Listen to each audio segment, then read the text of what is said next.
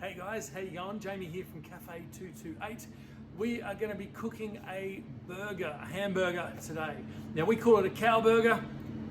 You can call it a jumbo burger, a beef burger, a burger with a lot, whatever you want to call it, doesn't really matter. It is just a burger with lots of stuff on it. Great hunger fixer, because it's the one that we make is quite big. So we're going to go through a little bit of the process of what we need to do to prepare and be ready to cook it, what you're going to need. In the details in the text, we'll have the ingredients list as well. Everything's available from the shops, the markets, wherever you shop from. So let's get started. So the first thing I'm going to do, I'm just going to warm up my pans on a low heat. So we're going to turn both pans on. We're going to need two. Normally when we cook here, we use the grill, which is a much larger space, and we use a toaster oven to toast the bun. But I'm gonna assume that a lot of people don't necessarily have access to a grill or a toaster oven. So we're gonna do as much as we can. We're gonna do everything in the pans, all right? So let's while these are warming up, let's go and do some prep work just over here. So as you can see, come on in a bit, Sam. As you can see, we've got our ingredients here. Very straightforward. We've got a roll. In our case, we use a nice lapina burger roll, so it's big and it's just fluffy. Slice of cheese. You can use grated cheese if you want to, but slice of cheese is nice and easy. One egg. We're going to need to slice some tomato. We're going to need to slice some onion, a piece of bacon, some lettuce. We're using some mixed lettuce, so it's a little bit fancier. And then your beef patty. Now, you can do several things when it comes to the patty. You can decide to just buy a shop patty as such, whether you buy a cheap one or a good one. It doesn't really matter. It's entirely up to you what you like. Or you can make your own patty. Now, we get ours from our butcher. Blackwood Butchers do a great job with our beef patties. So not only is it beef mince, but there's a combination of some cheese, some parsley in there, and it just pours out some flavors in there in the beef when we cook it. So you can make your own, literally with some beef mince, sometimes a little bit of egg mixture or milk and egg mixture in with the patty, just to make sure it doesn't fall apart. Definitely a little bit of grated cheese in there works really well, and you can season it, salt, pepper, even just a simple salt and pepper would work fine. All right, so what we're going to do a quick bit of prep work. Basically, we're going to slice up what we need. So first, whoops, clunk. What we'll do is we'll do our onion. Now, in the shop here, we actually pre-cook our onion about partial, probably 50%, about halfway. Because we go through a lot of it, we need it to cook quickly, and onion can take a little while to cook. Now, I don't need a lot of onion, and again, this kind of thing is completely up to you as into how much ingredients you want to use, or what ingredients you want to use. So let's say you're not a big onion lover, you don't have to use any onion if you don't want to. But the one that we make here in the shop has onion in it, so we're going to do that today. Now, you can leave the middle bits in, the little claggly bits if you want to, or you can pull them out. We'll pull them out for today's exercise. Now, for those that are wondering, why isn't he wearing gloves? Well, I washed my hands just before we press record, so I got clean hands, but I will probably wash again because I'm touching onion right now. So just cutting these guys up, there's a couple ways you can do it. I'm cutting them into small pieces, so it's kind of bitsy, okay? The other way you can go is by actually taking your onion, which is how we do it here in the shop. I'll just cut it in half to show you. We would actually take off the outer skin and then cut it into like portions or long strips as such. So by doing that and then cutting the onion into pieces like that, what we end up with is with long pieces. And obviously the wider the onion, the longer the piece will be. So that's what you can do. We're not going to do that right now. We're just going to kill that onion and we're going to leave it into these little dice bits. How you do it, entirely up to you, but they'll work both ways. Okay, so our onion is ready. We've got long and short pieces in there. The other thing we need to do now, we're just going to wipe our knife because we don't want onion on everything. And we're going to slice our tomato just seeing as we're here. We're going to get this just sliced, maybe 4 or 5 pieces. Fairly thin. And of course, try to use a ripe tomato, something that's got a bit of juice and a bit of flavour in it. It's going to make all the difference. Okay, so we've got our tomato. You won't be able to see it, but I'm feeling the onion in my eyes right now, which is always fun, dealing with onion. All right, now let's get started on getting some of these bits and pieces in and ready. So I'm going to swap sides with you, Sam, and I'm going to grab some oil.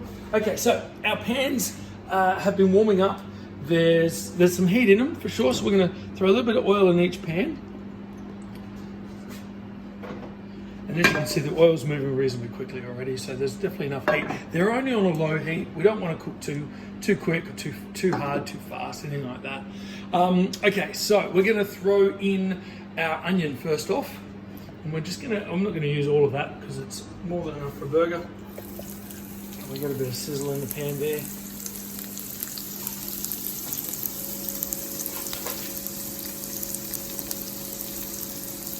Move it around a little bit, just make some room because we're going to need that pan for a couple other things as well. Next up, we're going to grab bacon. Now, because we're working with a pan, normally we keep the bacon in one complete piece. Because we're working in a pan, we're going to just cut it up into a couple of bits so it'll fit. I know you can't smell it through a video, but man, cooked onion smells amazing. Always has.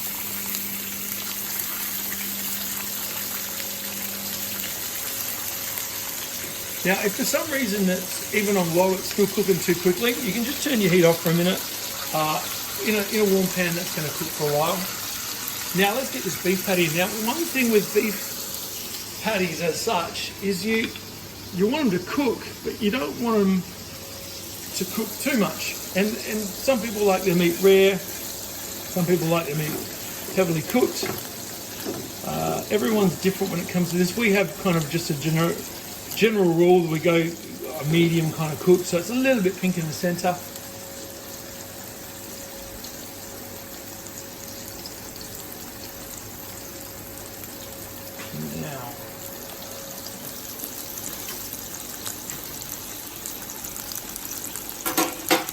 Now I'm going to make a little bit of room here for an egg to go in as well. Let's go to follow service. There we go.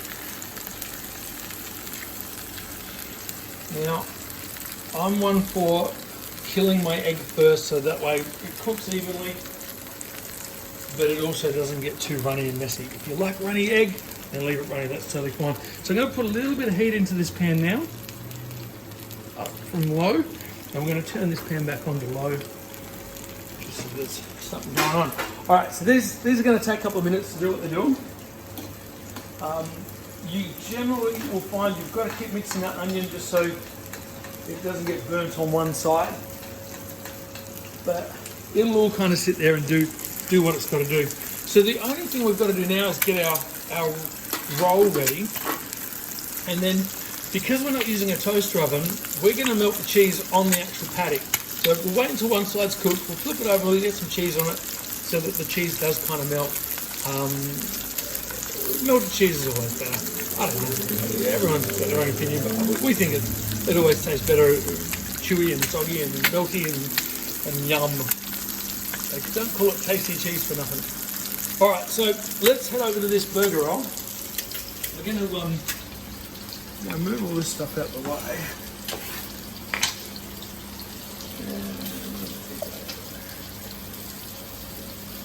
Okay, so straight through the center of my roll, of course. Very easy to do. And we're just going to throw some butter or margarine on there.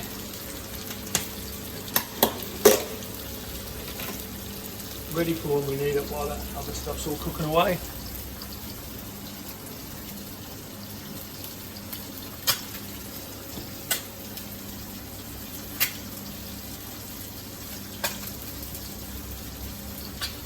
Now, of course, here at the cafe, we do several different types of burgers. The beef burger, obviously, is the cow burger. We have special burgers that come up from time to time. We also do a chicken burger. We do vegan burgers, a veggie burger. So lots of choices. Flick over to this pan. Let's have a look at it. So this beef patty, as you can see underneath, I don't know if you can see that. It's starting to darken up quite nicely, which is good. And you can see around the edge, it's starting to cook. You can see the side of the meat there, it's actually cooked. So we're at a point where we can actually flip this over now. So let's flip it over. It's kind of charring on one side, which is cool. We'll turn it down a little bit. Flip our egg over as well. Now we'll come over to this pan. And we're going to flip our bacon. Some people like crispy bacon, some people like very undercooked bacon. Everyone's different there too. Again, we just go for kind of a medium, not too shriveled up and hard to eat, but at the same time, it's not completely undercooked as well. All right, now, the order that we did everything in, getting the onion in first, that's really important because the onion's going to take the longest to cook. The bacon, if we're doing it on a low heat, the bacon will cook reasonably quickly, but it will also take a little while because it's on low heat. Whereas the beef patty and the egg, they're going to be about the quickest thing to go through. Now we flip this over, so we're going to grab our piece of cheese and we're just going to lie that on top. Now the heat around it will melt it a little bit, but in a moment we're going to grab our egg, throw it on top of that burger patty with the cheese, and that's really just going to melt the cheese really, really well.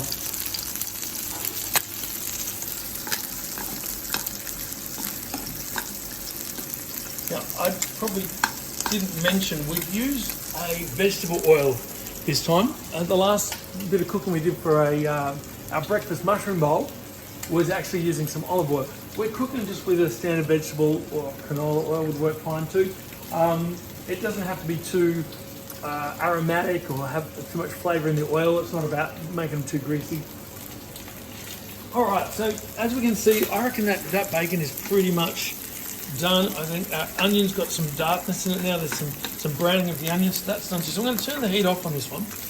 Now, if we move across to this burger patty, you can see this cheese. It's starting to melt. So we're going to throw our egg on top of that. And how you build it, there's some people. I'm looking at Sam behind the camera right now. She likes a certain build, a certain way of building the burger. Everyone's kind of different, and that's okay. But generally we're going to build it, and we're going to look at Sam here, we're going to build it with the patty at the bottom. That's where we're going to be aiming for. So with what's going on in this pan, I'm going to move the onion across. I'm going to get it onto the top of this burger.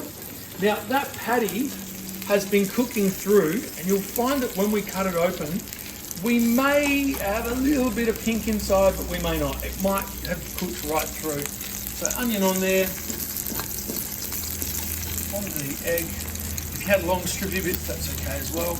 We're going to then throw our bacon on.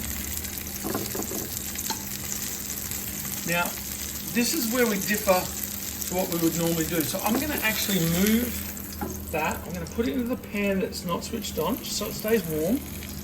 Okay. And what we're going to do now is we're going to kind of semi-toast our roll. So by taking the roll and literally throwing it face down into the pan, holding on to the heat for a second. Obviously be careful, don't burn yourself. We don't want people scalding their fingertips. But literally about, as long as you're on a low heat, about 45 seconds on each part of the roll would toast it just enough to warm the roll up itself, but it'll actually toast the inside as well, which gives it a little bit of crispness.